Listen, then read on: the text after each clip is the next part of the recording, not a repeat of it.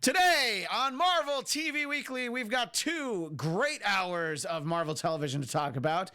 Chapter 21, Season 3, Episode 2 of Legion, with 2, count them 2 of my favorite visuals, maybe ever.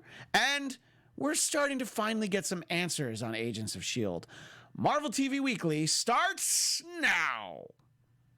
You're tuned in to AfterBuzz TV, the ESPN of TV talk.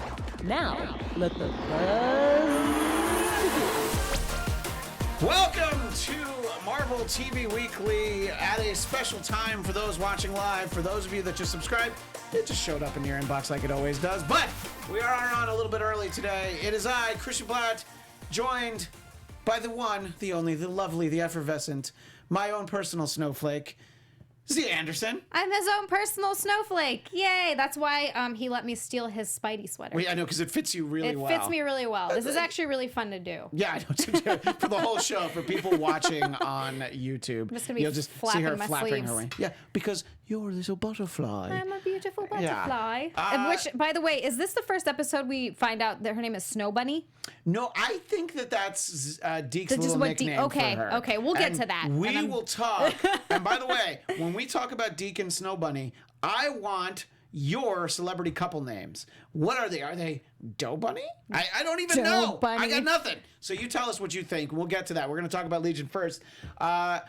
Look, this is another episode where it's such a reminder of anybody who tries to do anything while they're watching Legion, any kind of multitasking, you're just completely missing out on the experience that is this show. Like, visually, there's so much, like in every frame of the show, there's so much to see, so much to look at.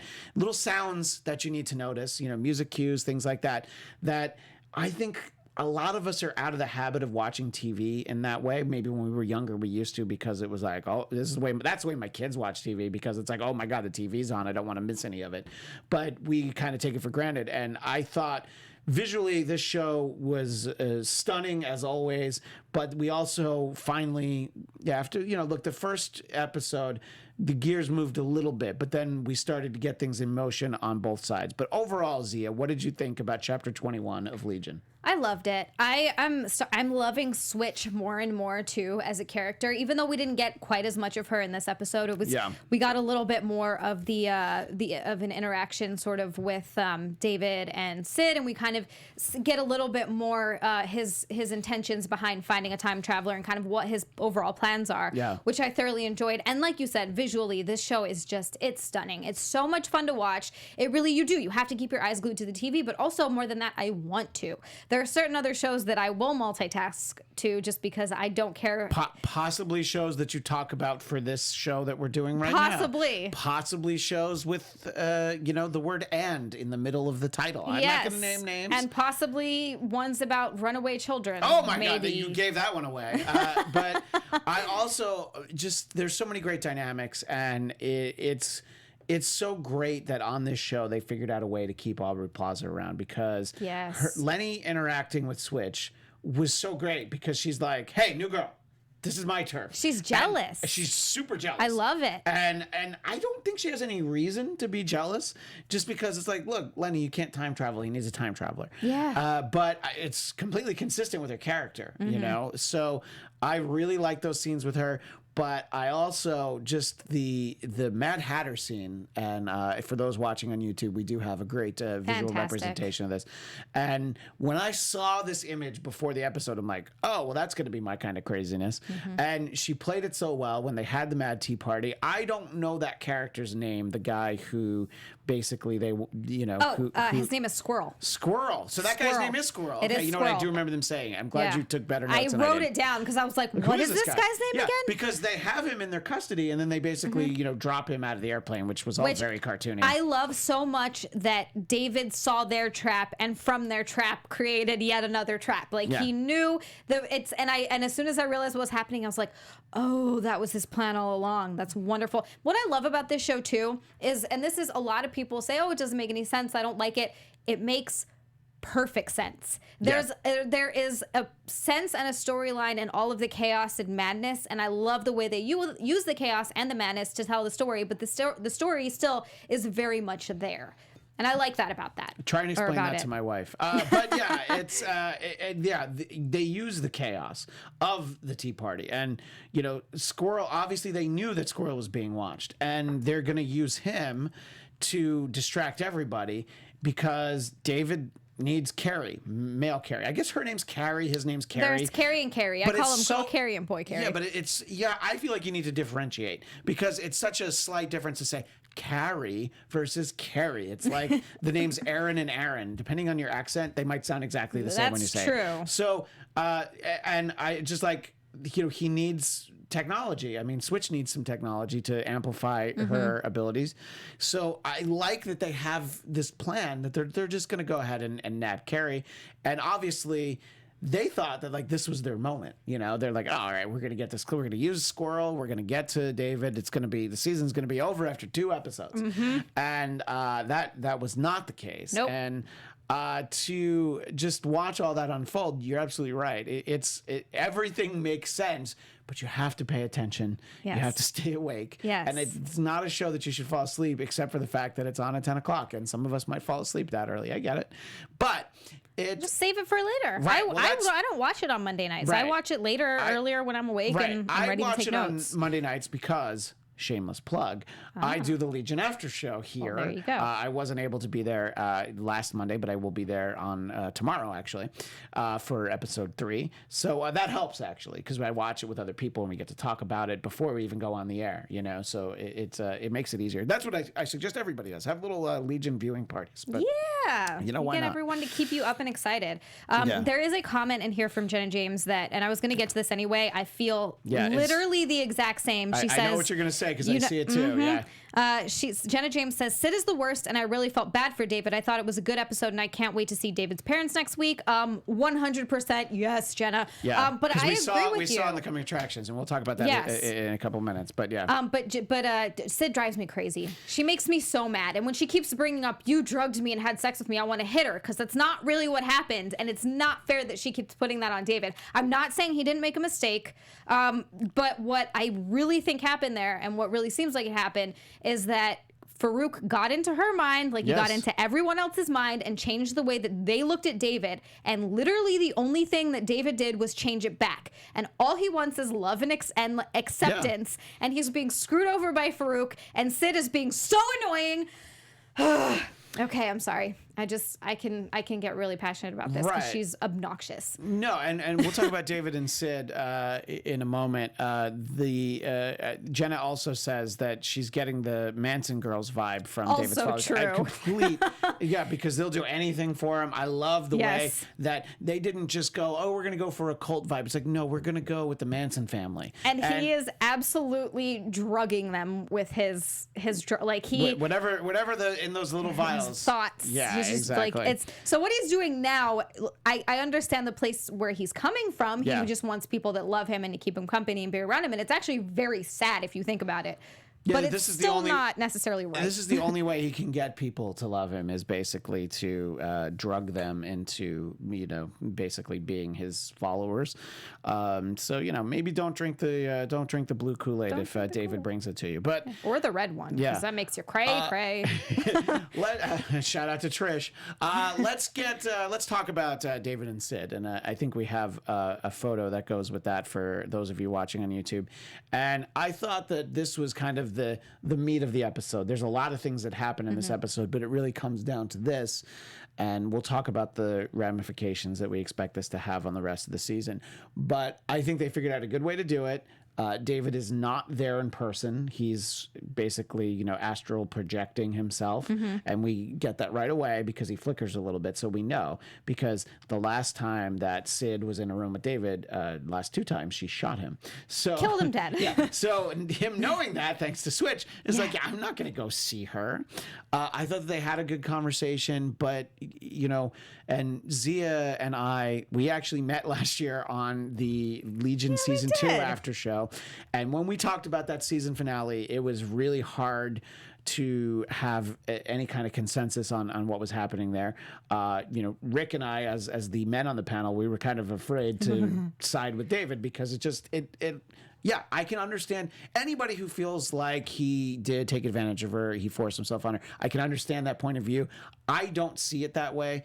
I think, like you said, Xia, that Farouk has made her perceive things that way. But again, what he did was not cool. I just don't think it's what she's saying it is. Yeah. I think he understood, as in Farouk understood, that that's the germ that she doesn't like about him that can actually grow into this hatred where, she's going to shoot him. She's going to shoot him. Yeah. And she says, because you end the world. And again, they're just taking Farouk's word on that, which to me is just batshit. Like, how can you just be like, oh, yeah, cool. We're going to believe this guy that we've been fighting against that has been doing all of these horrible things that we've seen. Yeah. We've been trying to get this guy. And then all of a sudden, hey, we're working with him. What? That's not weird. Yeah, no, I mean, look, it's why it's such a great story, that it is a good story. They've basically turned everyone against David. Gets me all worked up. And there's times when you can watch it where you're just like, is he really a great guy? I still am on the side that, look, David is a very troubled person. He's very troubled, but I don't think he's a bad person. No, I don't think he's a bad person. I think that David Haller in the comic books just as much wanted to be loved and cared for, and he acted out in a series of different ways. I mean, I've used the example a number of times. I used it on the Legion After Show. He always felt abandoned by his father, Charles Xavier, whom we'll talk about in a moment, and to sort of help him, he went back in time to kill Magneto and figuring that would make his life better. And whoops, he killed his dad, and that created the Age of Apocalypse. Yeah. It's just, he's always well-intentioned is the point. And, the Legion that I read when he was first introduced in New Mutants 25, he had like 3 distinct personalities. There's like thousands now, but I still like that we see that even though we don't see those distinct other characterizations, we see just the turmoil in David's mind, and I think they do a great job on this show of making us understand that. And I think that Farouk is ready to take advantage of that because when he talks to Sid after the fact, basically saying that I'm going to need you to take one for the team. And she's like, I'm not going to sleep with him. And he's like, you don't need to do that, although it would help. Total Farouk move right there. Like, you sure?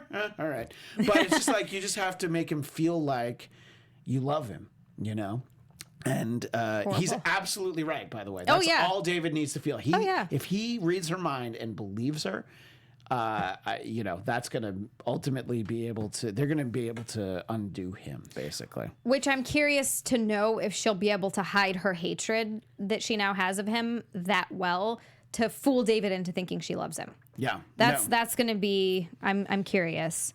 Jenna James says, what do you think about a theory that the show takes place in a bubble dimension? Some kind of mashup between New Mutants number 28 and Age of X, where David falls in a coma caused by absorbing Farouk's, and I'm assuming there's more to that.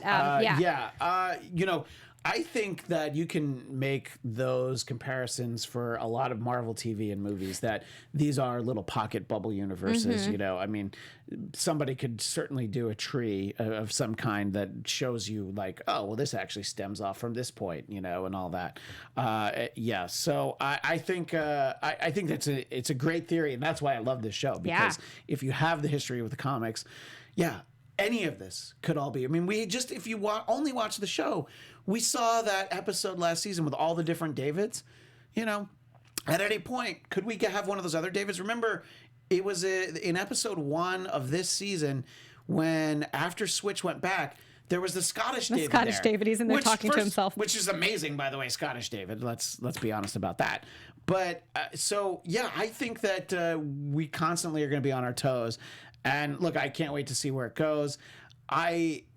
Before we finish talking about this episode, the thing that I liked about to get male Carrie on their side, they basically kind of implant this memory where David kind of takes female Carrie's place, and they like dance together, and that was a great scene. I did love that. That visual was great. I loved that.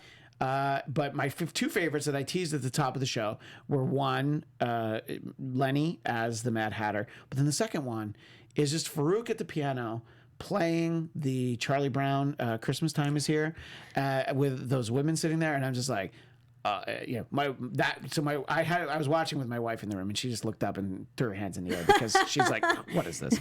And I'm just like, "This is amazing! I love this. This is why I love that show." No, I love that too, and it's because it's also so Farouk in that moment. You're just like, "Oh, of course that's what he would be doing, because why not?"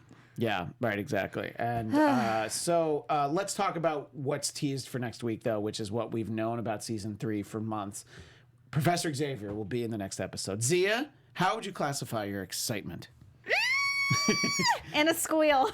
Well squealed, yeah. I'm so glad that we're going to finally get it. Yeah, and look, it's going to be a different take on Professor X, just like James McAvoy's was different than Patrick Stewart's. I like both of those takes on Professor X, so I'm looking forward to this, and I can't wait that we're going to get it. And I also can't wait that that episode airs tomorrow. And tomorrow night at 9 Pacific time. Ooh. Yes, I know that's midnight for those of you on the East Coast. That's when we'll be doing the Legion after show. So you just have to wait another day to hear about that.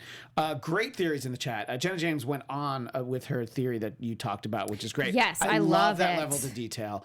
And, and she does say, "Thank you for understanding the show. So many do not," aka my wife. By the way, my wife loves a lot of the Marvel stuff that we watch. Just this was the show that she just couldn't wrap her head around. And many will not admit Farouk's involvement when it comes to the issue. You drugged me and had sex with me. Yeah.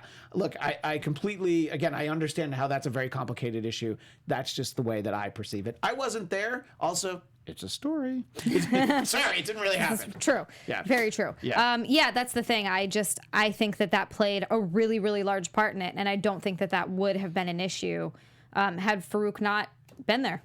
Yeah. So in a moment, we will transition to Agents of S.H.I.E.L.D. But first, Zia, it's been a while. Can you share with our audience a very important message? Yes, I can. Before we move on to our next topic, which, as Christian so kindly told us, is Agents of S.H.I.E.L.D., but you knew that already. We just wanted to say thank you for making us the ESPN of TV Talk. For us to continue to grow, though, we could use your help. If you're on YouTube right now, hit the thumbs up button. We love that. Subscribe. If you're on iTunes, give us a 5-star rating. Stars 1 through 4 don't work, so don't even bother about it. No matter where you are, leave us a comment so you can get involved in the conversation. We love it. We love talking to you guys in the live chat. You're like our extended panel. We love reading the comments afterwards.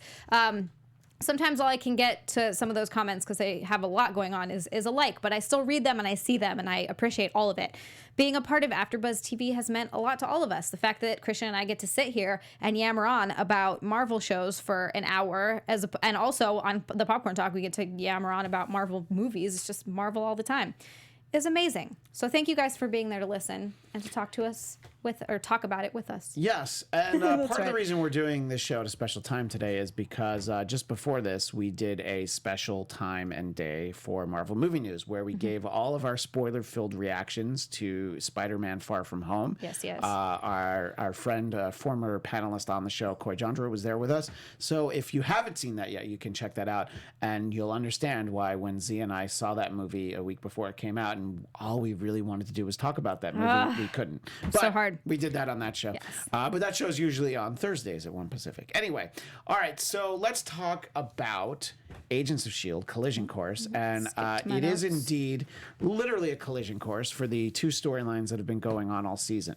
We have finally the Sarge storyline. Sarge is driving that truck right into the other storyline from space. Literally driving the truck into that storyline. And I couldn't be happier that we're getting it together. And I thought they did a really good job of connecting them.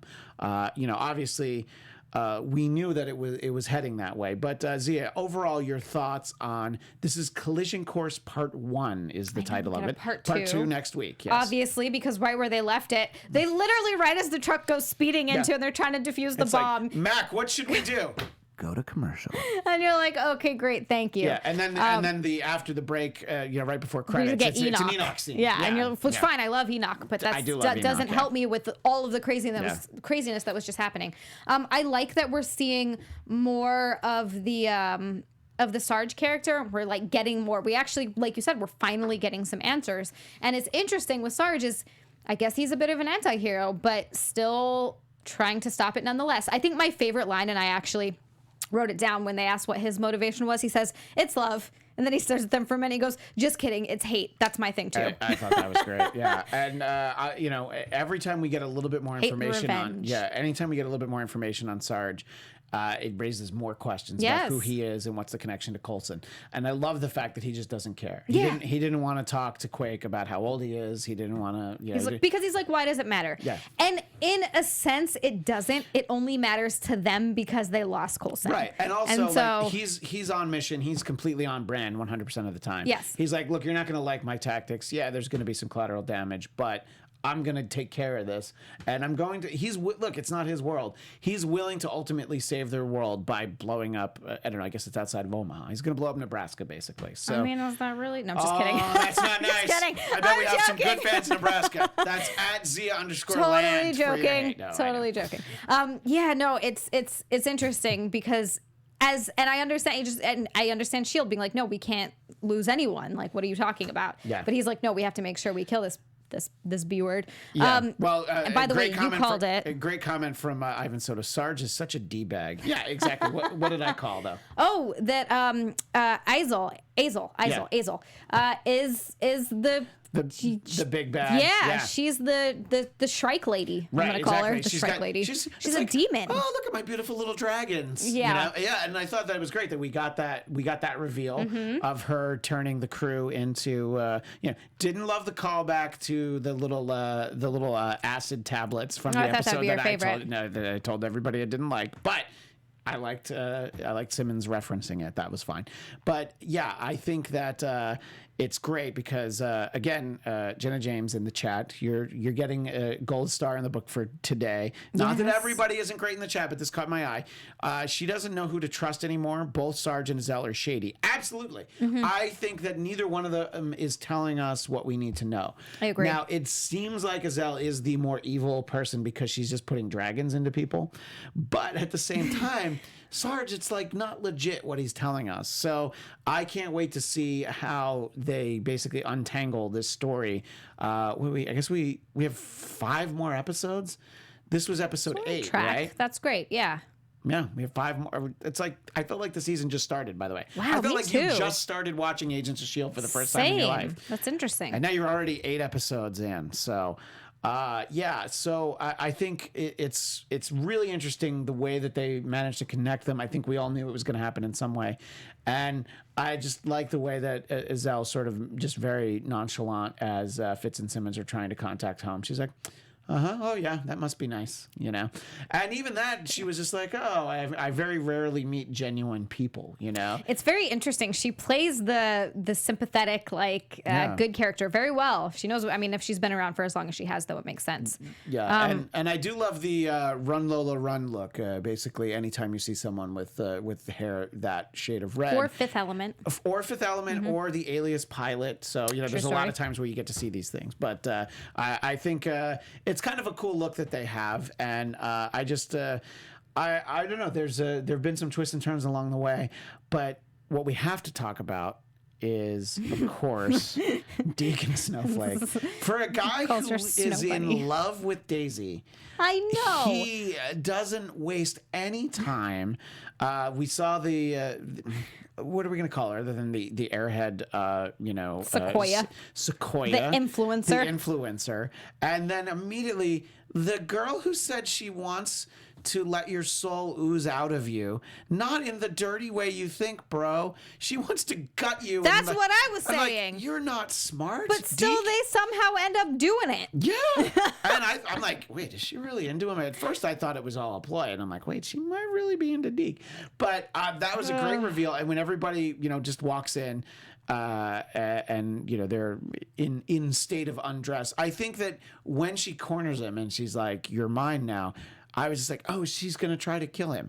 Oh, no, she's going to try and kill him through boning, And It's going to bone him to death. Right, exactly. Which, Deke will be like, hey, there's other ways to go. So I thought, and Deke was just like, hey, this is great. So, of course, he's like, what did he say? He's like, my girlfriend, Sequoia left me. I'm heartbroken, okay? Yeah. And it's like, did you really like her? And if I like so, how why? In the sequence that led to Deke ending up on the truck, Mac had to remind him of the creepy, simulation. Daisy sex goddess that he saw in his VR. Oh, I'll just go show her. And then all of a sudden, Mac gets 10% of the company. And he's like, 10%? How could I? And it's so much money. But it's like, dude, it's 10%. That means 10%. you're getting the other 90% of the money. You're going to be all You're right, going to be Deke. fine. Considering and you don't even know the details of the future that Deke came from. It was a very bleak existence. He was always a bit of a hustler. Yeah. So he's still coming out way up. Look, you can buy so many Zimas, Deke, okay? You're going to be fine. I want to see him drink these famous Zimas. That's at the end of season 5. So maybe after season 6 is over. Okay. Look, we're at a point where there's a lot of uncertainty for what's coming up next in terms of Marvel TV. I don't mean the show. So maybe we talk about Xia rewatching. Yeah, we might have to take Xia S.H.I.E.L.D. through Agents of S.H.I.E.L.D. because Agents of S.H.I.E.L.D. is going to end in August. Just this season. We know that there's a season 7. Legion will end permanently at the end of August. So come September, right now, we don't know what there's going to be. We do know that there's a Comic-Con announcement and also a D23 announcement. Everybody seems to think that the Comic-Con announcement is the movie announcement. Yeah. I think it's the TV. I think because the bigger one is something that they would save for D23 because D23 is their event. Okay, that's a good point. That's just my theory. I could be wrong. Well, but we'll also, find in all out honesty, very soon. Look, I love Marvel TV, but movies are a bigger deal. So I feel like that's what they're going to do. But either way, it's going to be great. Somewhere we're going to find out what's on tap. We don't know if there's a Cloak and Dagger season 3. We do know there's a Runaways season 3, and we're starting to get the rumblings that Cloak and Dagger might be in that season. We're also going to be dealing with. I keep wanting to say Morgana because my brain is it's not. It's Morgan Le Fay. Morgan Le Fay. Thank you. So that'll be. But we don't know when we're going to get that. We could get it before the end of the year. We could get it next year. You know? Who knows? So so many questions. It'll be interesting to see where we end up. But I don't know. I'm finding this season very enjoyable. I enjoyed the amount of space that we got last season. I'm glad that we're bringing everybody back together. We'll see if we get the whole gang together because look, S.H.I.E.L.D. considers blowing the ship out of the sky, not knowing that Fitz and Simmons are on it. I know. And of course, Sarge uses his cool trick again, where he cuts a hole in the roof, and then he comes out of his buddy's jacket. I'm bad with names, sorry. The dragon breath guy, Jocko. Thank you. Yes. It's kind of a cool name. It is kind of a cool name. You think I should remember? I couldn't remember the other guy's name, but I think I wrote it down. Yeah, that guy's not long for this world. I'm just Pax. saying. Yeah, Pax, That who immediately gave way too much information. Although you could tell that Sarge counted on that. So yes, there's 13 episodes this season, Star Drew. So there's only 13 episodes. This is not those 22 episode seasons that we're used to with this show. Yeah. So. Can't wait to see where this goes. Now, in our final minutes, what I did want to talk about is we have this otherworldly threat in this episode. So I wanted Xia and I to conversationally, we'll see if we can settle on 3. Okay. So I know we agreed on 1. Yeah, and we're just going to go number 1 first because it's obvious. So who we think the best alien threat in Marvel is. It can be from TV, movies, cartoons, video games, wherever you like to choose from. So tell us who you think the greatest alien adversary is. Number 1 has to be Thanos. Yeah. He got rid of half of the people in existence. And almost won a second time, but it was literally the one chance out of 14 billion 600 and what was 14 it? million. 14 million. Yeah, not billion. I keep saying billion. Yeah. 14 million 600 and I keep wanting to say 3. Right. Okay. Yeah, but so that's that was an obvious one. Yeah. Now you had another one that goes right with Thanos. It was one of the ones that popped into my head, Ebony Maw. He's just so cool looking too, right? And powerful. Yeah. He makes Doctor Strange. He as he calls Doctor Strange parlor tricks. Yeah. Right. Exactly. It was just like, okay, buddy. You're like, all right, damn. And then for me, I've mentioned this on this show and on Marvel Movie News. What I would most like to see from X-Men stories in the future is the Brood. And I've mentioned that it's sort of like the alien characters from the Alien franchise. To me, it's just such a cool idea. And, yes, it's very similar to what happens in Alien, but just sort of this idea that these eggs were implanted in each of the X-Men. So I think we have that. Do you have another one in mind? awesome. Yeah, because I've recommended not only once but twice that you make sure that you read. But really, you should just read the read new them all, X-Men from really. like issue 94, Giant Size X-Men #1, and just read all I the think way I to the end. have those all in a box somewhere too, by the way. Yeah. But so are you thinking of any other ones? Because I've got more if you want to think. again. Galactus popped Yeah, into my head Galactus is way because up there. yeah, he's freaking terrifying. Yeah, Planet eater. Yeah, he's just like, oh, don't mind me. I'm just going ahead and eating a planet. Yeah, you know? no big deal. Dinner beef. I was just going to read that Dinner because I beef. love that his name is Dinner Beef. Go ahead, read it. I was just gonna say the Kree would be number 2 for him or her. Yeah. Yeah, right. No, exactly. And look, I'm just going to say, I feel like Dinner Beef's a guy. Tell me if I'm wrong. I mean, I Just thought tell that me if too, I'm but I wrong. didn't want to assume. If I'm wrong, I'm going to sit here. Yeah, Starju's the Shi'ar Empire. Yeah, exactly. Oh, yeah. It's another cosmic threat from the X-Men. Something that isn't often thought about the cosmic nature of it, though, are both Venom and Carnage, because they are Oh. both from space. I mean, That's a Spider-Man got great the black point. suit that became Venom on Secret Wars, the Secret Wars Battle World. Mm-hmm. So, and just the potential for like what those creatures can do. I think that they did a great job in the Venom film of showing just the, what you could potentially get from that.